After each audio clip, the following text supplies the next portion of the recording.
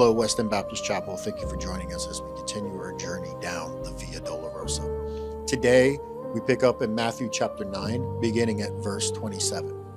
After Jesus left the girl's home, two blind men followed along behind him, shouting, "Son of David, have mercy on us."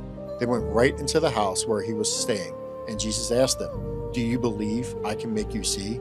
"Yes, Lord," they told him, "we do." Then he touched their eyes and said, "Because of your faith, it will happen." Then their eyes were opened, and they could see. Jesus sternly warned them, "Don't tell anyone about this."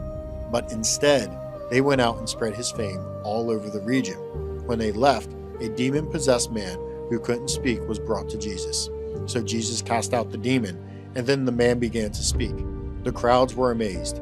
"Nothing like this has ever happened in Israel," they exclaimed. But the Pharisee said, "He can cast out demons because he is empowered by the prince of demons." What happens when God shows kindness to people? Some seek out help. They want this kindness. Some bring others to it. Some just criticize it. What is yours and my response to Jesus and his heart of kindness? It tells more about our hearts than we want to admit. For some, it is all about me and my needs. This can sometimes be okay. Others see it as a way to help those around us in need. This is better. Do not be people who slam the door on Jesus and close it for others that need to receive his kindness. As we look at this passage, I am surprised by how God's people view his kindness. We have seen them slam the door and discourage people from coming to Jesus for help. We should never want to do this, ever. We need to be someone that actively brings people to Jesus to receive his kindness. We need to pray today. We need to bring someone to Jesus today. Let's continue reading, picking up at verse 35. Jesus traveled through all the towns and villages of that area, teaching in the synagogues and announcing the good news about the kingdom. And he healed every kind of disease and illness. When he saw the crowds, he had compassion on them because they were confused and helpless, like sheep without a shepherd. He said to his disciples, "The harvest is great, but the workers are few. So pray to the Lord who is in charge of the harvest.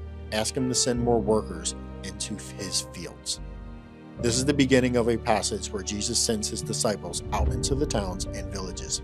It starts with Jesus showing them how he ministered in the towns and villages, healing and preaching. Jesus challenges them to see what a big harvest there is out there, but they cannot do it themselves. They need to pray. Harvest time does not start with work. It starts with prayer. It asks God to release people in every place to start sharing his good news. That needs to be our prayer first as well. Start with prayer. Ask God to open hearts for us to hear. Ask God to show us who these people are and how to share the good news with them. We start with wanting to do rather than wanting to pray. Why is that so hard for us? We know that we need to pray more for people to hear. He is speaking to the people of our community, and we need to pray that they will have ears to hear and a heart to listen and obey. We need to pray that we will have eyes to see those who want to hear his good news.